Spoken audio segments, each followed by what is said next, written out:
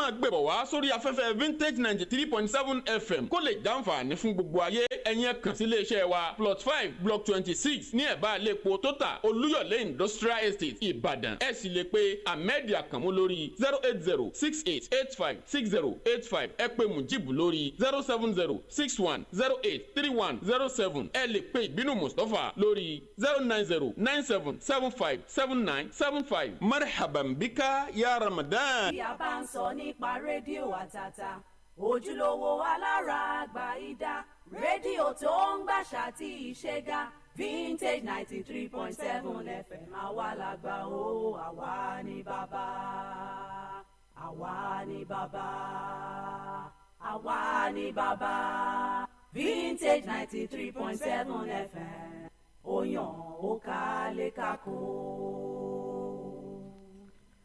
láti ìkànnì vintage 93.7 FM gẹ́rẹ́gẹ́ láago méje alẹ́ lò. ìròyìn ní ìkànnì vintage 93.7 FM ó yàn ó kálékáko fún gbogbo mùtúmùwà.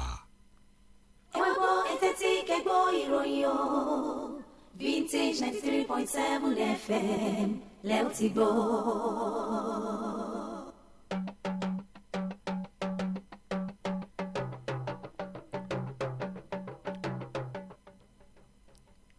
ẹ káalẹ́ o ìròyìn gúúsù ìwọ̀ oòrùn orílẹ̀-èdè nàìjíríà ló ń dé sétí ìgbọ̀yìn láti ìkànnì vintage 93.7 FM ìbàdàn. ṣáájú ẹ gbọ́ àwọn kókó inú ìròyìn náà. ẹgbẹ́ òṣèlú Accord Party nípínlẹ̀ ọ̀yọ́ ti já adébáyọ̀ adélabú sílẹ̀ tí wọ́n sì kéde ìtúnyànsípò gómìnà ṣèyí mákindé. ìkànnì vintage 93.7 FM ṣe ayẹyẹ àyájọ́ ọjọ́ àwọn obìnrin lágbàáyé fún àwọn òṣìṣẹ́bìnrin wọn.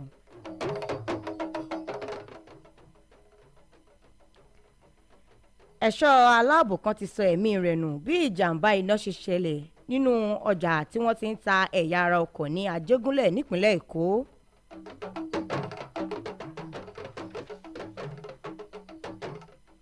ìròyìn náà rèé lẹ́kùnrẹ́rẹ́ ìbídùn Mustapha lórúkọ mi.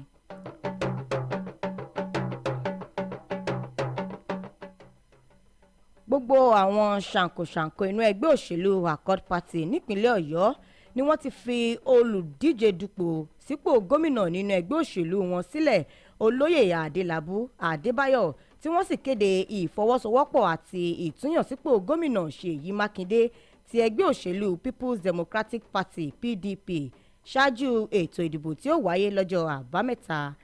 alága ẹgbẹ́ Accord ló sọ̀rọ̀ yìí Prince Kọ́ládé Òjó ló ní nínú ìfọ̀rọ̀jẹ́wọ́ àwọn oníròyìn nílùú Ìbàdàn gẹ́gẹ́ bí ó ṣe sọ pé gbogbo alábàáṣiṣẹ́pọ̀ ẹgbẹ́ Accord àti 23 àwọn alága ìjọba ìbílẹ̀ inú ẹgbẹ́ Accord pẹ̀lú àwọn àgbààgbà ẹgbẹ́ àti àwọn olóyè inú ẹgbẹ́ Àrẹ̀mọ Ìbàdàn ni wọ́n jọ gbìmọ̀pọ̀ láti fọwọ́sowọ́pọ̀ fún ìtúnyànsípò gómìnà tó wà lóróyè.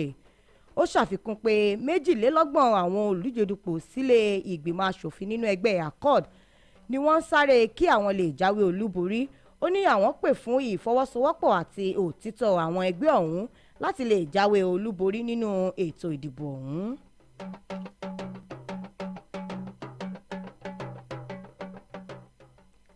àwọn adarí ẹlẹ́sìn àbáláyé ní òkè ògùn nísọ̀rí ìpínlẹ̀ ọ̀yọ́ ti jẹ́jẹ́ láti fọwọ́ sí ìtúnyànsípò gómìnà ṣèyí mákindé nínú ètò ìdìbò tó kù ọjọ́ péréte pẹ̀lú àwọn olóṣèlú àti àwọn olùdíje nínú ẹgbẹ́ Accord ní agbègbè ọ̀hún ni wọ́n ti kéde láti dìbò fún gómìnà ṣèyí mákindé. àwọn adarí ẹlẹ́sìn àbáláyé ọ̀hún pẹ̀lú àwọn olóṣèlú láti ìjọba ìbílẹ̀ 10 ní agbègbè òkè ògùn tí wọ́n sì kéde láti fọwọ́sowọ́pọ̀ pẹ̀lú gómìnà mákindé nígbà tí wọ́n ń ṣe ìpàdé eléyìí tó wáyé ní ààfin olókèrè tìlú Ṣakí ọba Khalid Ọlábísí Oyèníyì Àyìnlá Àdó. àwọn olóṣèlú tó wà níbi ìpàdé ọ̀hún níbi tí a ti rí aṣojú ilé ìgbìmọ̀ asòfin nílùú Ìsẹ́yìn, Ìtẹ̀síwájú, Kájọlà àti Ìwájọwà, aṣojú àárín gbùngbùn lápapọ̀ tí ó sì tún jẹ́ olùjẹ́dupò nínú ẹgbẹ́ òṣèlú Accord Party ní apá àríwá ìpínlẹ̀ Ọ̀yọ́ Ọ̀nàrẹ́bù Ṣínà Abíọ́lá Pẹ́lá. olùdíje dupò sípò gómìnà nínú ẹgbẹ́ òṣèlú All Progressives Congress nípínlẹ̀ Ọ̀yọ́ Teslim Fọlárìn ló ti tako àhesọ ọ̀rọ̀ wípé ètò ìṣèjọba òun yóò dá àwọn òṣìṣẹ́ ìjọba tó wà ní abẹ́ ìṣèjọba gómìnà tó wà lóróyè lọ́wọ́ àti ìṣèjọba ẹni tí ó ti fìgbà kan ṣe gómìnà Abíọ́lá Ajímọ̀bí tí wọ́n bá yan òun sípò nínú ètò ìdìbò tí ó wáyé lọ́jọ́ 11 oṣù kẹta. Sẹ́nitọ̀ Fọlárìn nígbà tó fi ń dá àwọn ènìyàn lójú nígbà tó ń ṣèpàdé pọ̀ pẹ̀lú àwọn òṣìṣẹ́ ìlú Ìbàdàn ló sọ pé kò sí ìdí kankan fún òun láti gbaṣẹ́ lọ́wọ́ ẹnikẹ́ni tí wọ́n bá yan òun sípò. Ó wáá rọ àwọn òṣìṣẹ́ ìjọba pé kí wọ́n kọtí ikún sí àhesọ ọ̀rọ̀ yìí àti ìròyìn òfegè tí àwọn ẹgbẹ́ alátakò òun ń gbé kiri pé òun ó dá àwọn òṣìṣẹ́ ìjọba dúró tí wọ́n bá yan òun sípò. Àwọn ẹgbẹ́ òṣèlú People's Democratic Party PDP ti tako olùdíje dupò nínú ẹgbẹ́ òṣèlú All Progressives Congress APC Sẹ́nitọ̀ Teslim Fọlárìn lórí ọ̀rọ̀ tó jáde látẹnu rẹ̀ láìpẹ́ yìí níbi ìfọ̀rọ̀wérọ̀ tó wáyé eléyìí tó ṣe níléeṣẹ́ rédíò kan nílùú Ìbàdàn níbi tí Fọlárìn ti tako gómìnà Ṣèyí Mákindé lórí ẹ̀ka ilé ẹ̀kọ́ gíga Ládòkè Akíntọ́lá Yunifásítì tí wọ́n kọ́ sílùú Ìsẹ́yìn ní Òkè Ògùn níbi tí wọ́n ti ń kọ́ ẹ̀kọ́ nípa ètò ọ̀gbìn tí Fọlárìn sì ń ṣàlàyé pé abúlé ní Ìsẹ́yìn tí kò sì yẹ kí irú ilé ẹ̀kọ́ gíga ọ̀hún wà níbẹ̀.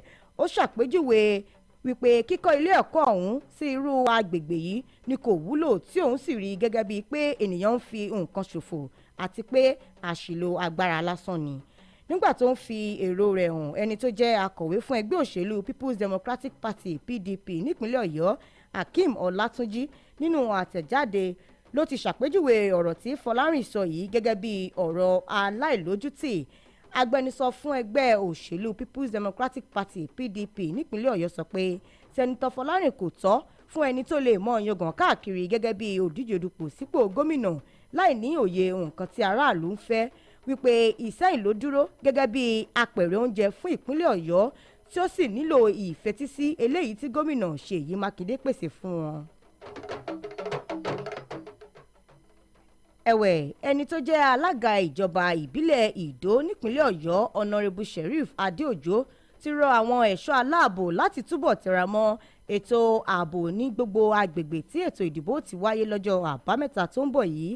Adéòjó ló rọ àwọn ẹ̀ṣọ́ aláàbò ọ̀hún níbi ìpàdé àlàáfíà tí wọ́n ṣe pọ̀ pẹ̀lú àwọn ẹ̀ṣọ́ aláàbò níbi tí a ti rí agbófinró, àjọ ẹ̀ṣọ́ ojú pópó àti àjọ ẹ̀ṣọ́ ọ̀tẹlẹ̀múyẹ́.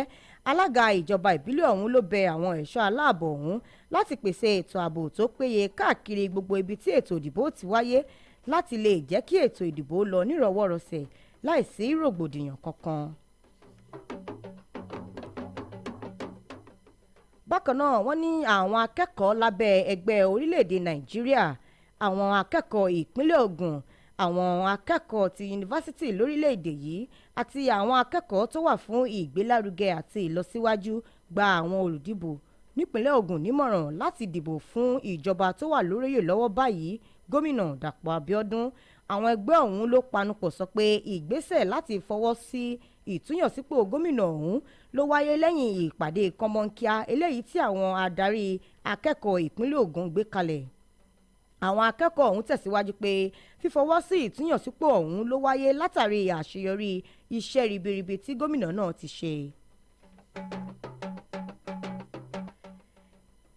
Gẹ́gẹ́ bí òní ṣe jẹ́ àyájọ́ ọjọ́ àwọn obìnrin lágbàáyé, àwọn aláṣẹ àti òṣìṣẹ́ Vintage 93.7 FM Ìbàdàn ti darapọ̀ mọ́ gbogbo àwọn ọkùnrin lágbàáyé láti ṣe ayẹyẹ obìnrin tó jẹ́ òṣìṣẹ́ iléeṣẹ́ rédíò àti gbogbo àwọn obìnrin tó wà nílùú Ìbàdàn.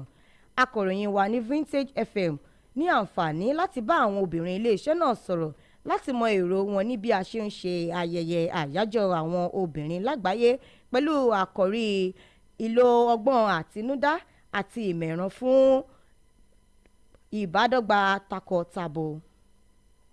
Máa ń múnú èèyàn dùn pé èmi náà wà lára àwọn obìnrin tí wọ́n ń celebrate lénìí. Ó jẹ́ ohun tó dùn mọ́ ní nínú lọ́pọ̀lọpọ̀ pé mo jẹ́ obìnrin, èmi gangan fara mi pé mo jẹ́ obìnrin. Ó jẹ́ ohun tó máa ń dùn mọ́ mi nínú torí àwọn obìnrin àwa la bí àwọn èèyàn, àwa la bí ọkùnrin. So àwa gẹ́gẹ́ bí obìnrin ó yẹ káwọn èèyàn máa appreciate wa, àtọkùnrin o àtonílé àtàlejò ó yẹ kó máa appreciate wa nítorí pé obìnrin, Ọlọ́run dá obìnrin special. Obìnrin jẹ́ èèyàn pàtàkì láwùjọ. Láìsí obìnrin láwùjọ, àwùjọ ò pé. Tá bá ní pé ọkùnrin nìkan ló lè ṣe, ọkùnrin nìkan ò lè ṣe. Wọ́n ní what a male can do, a female can do better. So àwọn obìnrin ó yẹ kán. Torí pé tí ò bá sóbìnrin ayé yìí ò lè complete. Then bíbélì jẹ́ kó yé wa pé obìnrin ni iyọ̀ ayé. Tá bá dẹ̀ ṣe ọbẹ̀ tí ò bá sí iyọ̀ ńbẹ̀, ọbẹ̀ yẹn ò ní ṣe jẹ. Kódà àwọn tí wọ́n jẹ́ ẹbí alátẹ̀ tán bá jẹ ọbẹ̀ tí ò níyọ̀, ó máa ń rí bákan lẹ́nu wọn. Ètò bá níyọ̀ ó di dandan kó dùn dáadáa. So inú mi dùn nítorí pé ọjọ́ òní ó bá mi láyé dẹ̀ ni mo jẹ́ gẹ́gẹ́ bí obìnrin tó ti mọ iyì ọmọ. Torí pé mi náà ti ní ọmọ obìnrin. Kò dẹ̀ a dúpẹ́ lọ́wọ́ àwọn òbí wa, ìyá wa pàápàá jùlọ. Torí pé kò rọrùn láti tọ́ ọmọ obìnrin dé pé òun náà wá di ìyá. So mo fi gbogbo ọpẹ́ àti ògo fún Ọlọ́run. Mo tún dúpẹ́ lọ́wọ́ ìyá tó tún bí mi náà pé mo jẹ́ obìnrin. Àwọn obìnrin tí ò bá sóbìnrin kò sọ́kùnrin, òun náà lọ́lọ́run dẹ̀ ló ṣe dá wa ní tó dùn. Àwọn obìnrin iléeṣẹ́ Vintage FM tún pe àkíyèsí ìjọba, ajàfúnẹ̀tọ́ ọmọnìyàn àti aládàáni láti túbọ̀ gbìyànjú láti jẹ́ kí ìmọ̀ ẹ̀rọ ìgbàlódé túbọ̀ rọrùn kí ó sì fi ààyè gba àwọn obìnrin. Ó ní ọ̀pọ̀lọpọ̀ àwọn àdójúkọ téèyàn máa ń dojúkọ gẹ́gẹ́ bí obìnrin, ṣùgbọ́n pé torí pé èèyàn jẹ́ obìnrin yẹn ó máa fún wa láǹfààní láti kọjú ìjà sí àwọn àdójúkọ bẹ́ẹ̀ yẹn tẹ́ pé àdẹ̀ máa ń borí ẹ̀, and then tí àwọn èèyàn máa ń rí wa gẹ́gẹ́ bí alágbára. Àwọn míì máa sọ pé nínú èdè Yorùbá, nínú èdè Gẹ̀ẹ́sì wọ́n máa ní obìnrin jẹ́ weaker vessel. Irọ́ ni pátápátá, a ò kí ń ṣe weaker vessel. Wọ́n máa celebrate wa nítorí pé àwa la máa lóyún, àwa la máa bímọ, àwa la máa gbé ọmọ kan, àwa la máa tọ́jú ọmọ, àwa la máa tọ́jú ilé. So àwa obìnrin èèyàn pàtàkì ni wá láwùjọ, kò yẹ kán pa wá tì sí àwùjọ. Dùn bí obìnrin ni pé at least mo dúpẹ́ lọ́wọ́ Ọlọ́run pé mo jẹ́ obìnrin, pé mo ṣáà jẹ́ ìyá ọmọ, èmi náà bí ọmọ. So àmọye àwọn nǹkan tá à ń kojú nílé ọkọ tí ò múnú èèyàn dùn àti lórílẹ̀‐èdè Nàìjíríà gan. Kò jẹ́ kínú èèyàn dùn ó pé èèyàn wà lórílẹ̀‐èdè at all. So thank God for the life ṣá tọ́lọ́run ṣáà fún wa bí a ṣáà ṣe wà. Tèmi lè sọ nìyẹn o.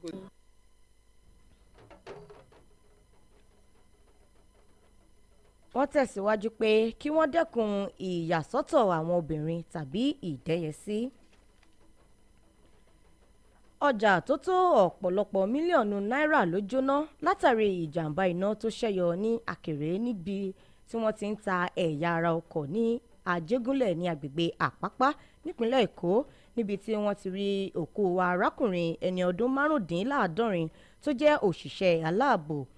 Olùdarí òṣìṣẹ́ panápaná nípínlẹ̀ Èkó Adéṣeyẹ Margaret nínú ọ̀rọ̀ rẹ̀ ló jẹ́ kó di mímọ̀ pé iná ọ̀hún bẹ̀rẹ̀ sí ní jó ní déédéé aago 3 kọjá ìṣẹ́jú 28 tó sì ṣàfikún pé iléeṣẹ́ panápaná Àjégúnlẹ̀ ló kọ́kọ́ dé ibi ìṣẹ̀lẹ̀ náà. Adéṣeyẹ wá tẹ̀síwájú pé kókó ohun tó fa ìjàmbá iná ọ̀hún nílò ìwádìí àti àkọọ́lẹ̀ iye àwọn ṣọ́ọ̀bù tí wọ́n tì pa àti ọjà tó ṣòfò. Nígbà tó ń ó jẹ́ kó di mímọ̀ pé ẹni tó jẹ́ alukoro àwọn ọlọ́pàá Benjamin Hundeyi ni wọ́n fún níbọn tó sì gbẹ́mìí mì.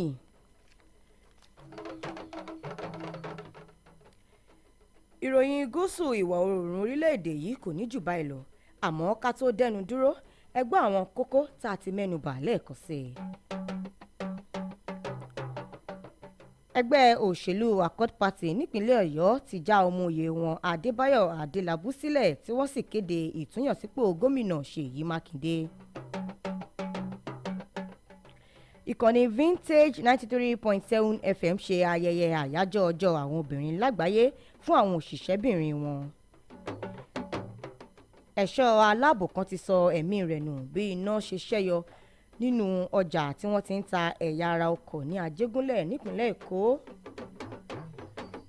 Ẹ má gbàgbé láti ṣalátẹ̀lé wa lórí àwọn ìkànnì ayélujára wa ní Instagram @vintage93.7 FM, ní ìkànnì abẹ́yẹfò Twitter @vintagefm Ìbàdàn, ní ìkànnì wòmíǹbọ̀ dọ́rẹ̀ẹ́ @vintagefm Ìbàdàn.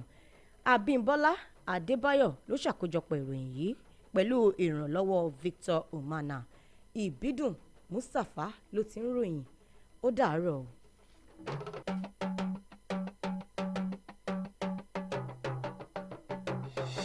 for your non-stop entertainment. Quality programming. Unbiased news reportage. Hello, welcome to the news on Vintage 93.7 FM, and these are the top stories. Stay connected with Vintage 93.7.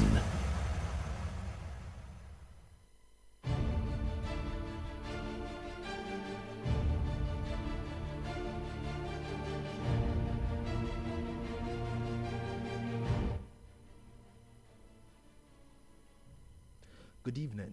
This is Southwest News 8. Here are the top stories. Oyo State Accord Party dumps Adebayo Adelabu as it declares for Governor Seyi Makinde's re-election. Vintage 93.7 FM celebrates female staff on International Women's Day. Security guard killed as fire raises at Ajegunle Lagos spare parts market. Those were the headlines. Details coming shortly. I am Oluwagbemiga Olabisi.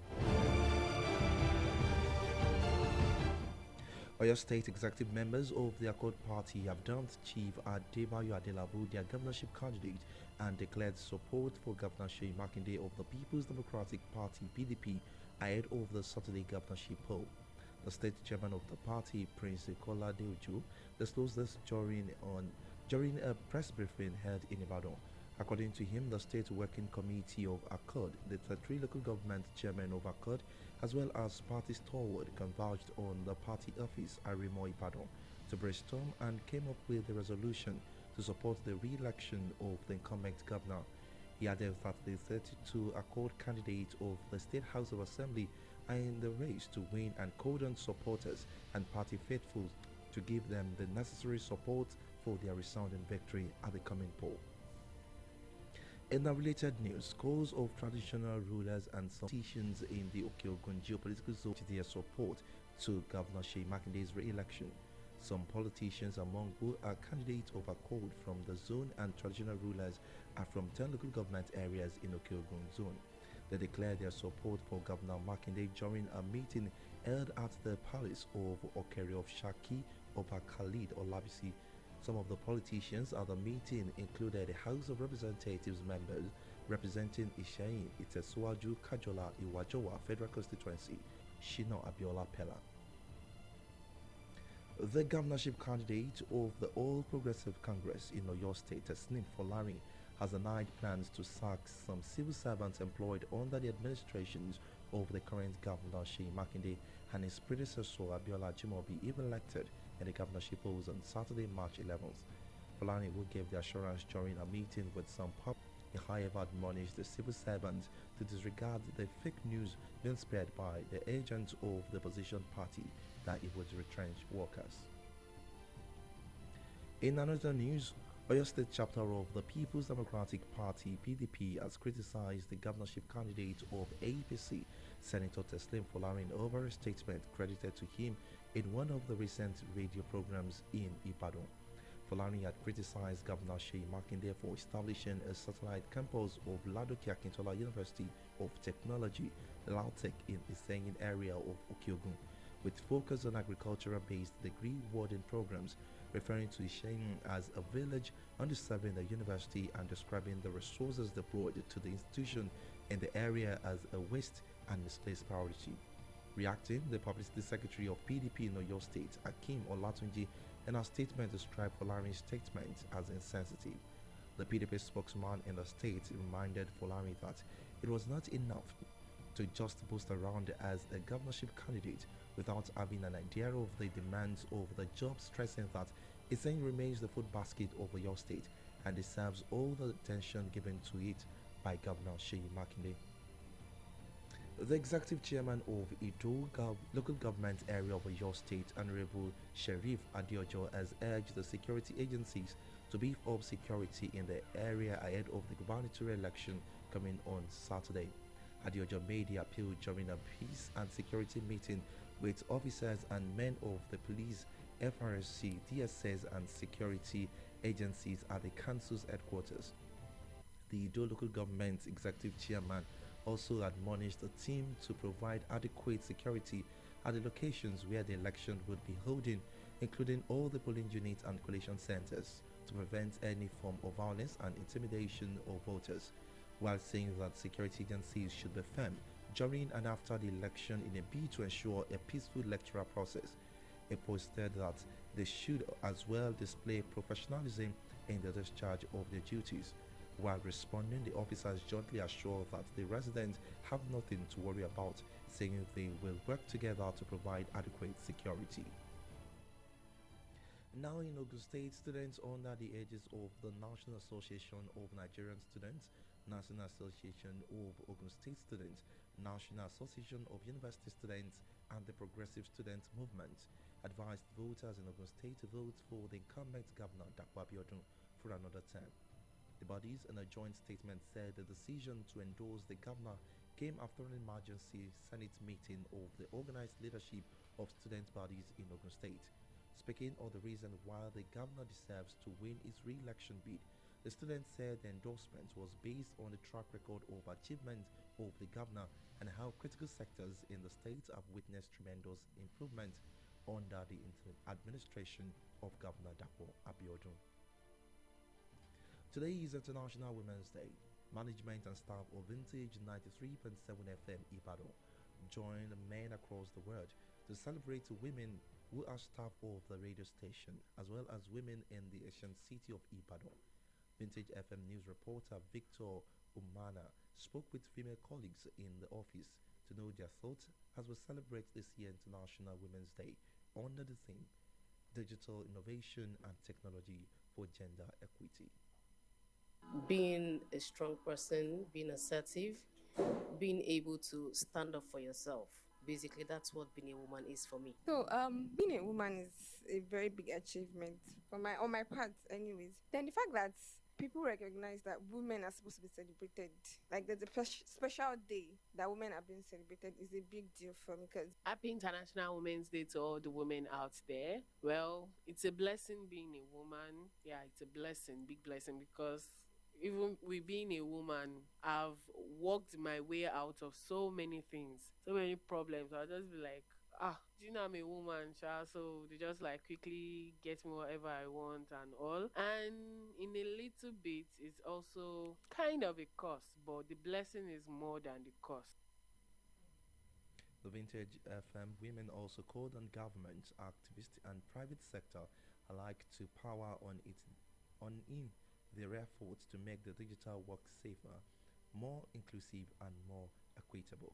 being a woman is not an easy task. You know, we take care of the house, children, and the rest, and so many other things. There are so many challenges that people face. So my thoughts about celebration of the International Women's Day is that women in the country, women need a little more representation in government and places of power. We cannot wake up every day on March 8th and say we are celebrating International Women's Day. You know, we still have little representation of women in places of power. I was looking at an image done by one of the state's governments, and everybody on the image were men. And I had to wonder, that is it because women are not interested in power, or is it because because the men cannot just be bothered, you know, to relinquish some places of whatever for these women? So it's simple for me. Women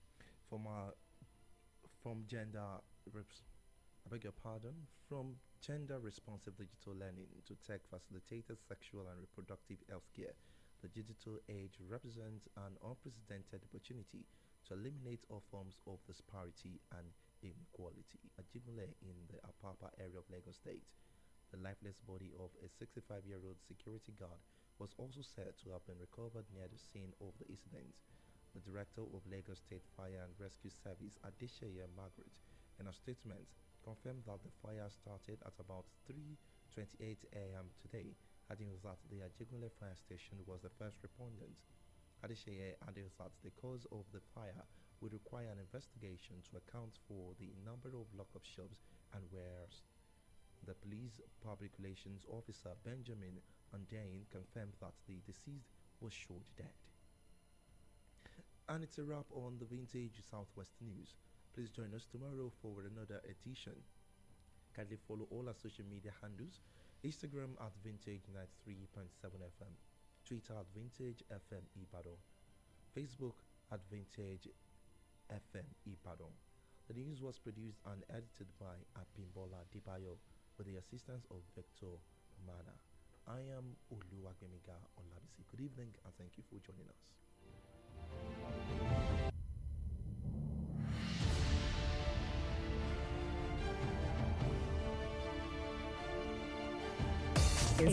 Is your radio on? It better be on. 93.7 FM Vintage. Radio. Just the way you want it. Vintage. Vintage. 93.7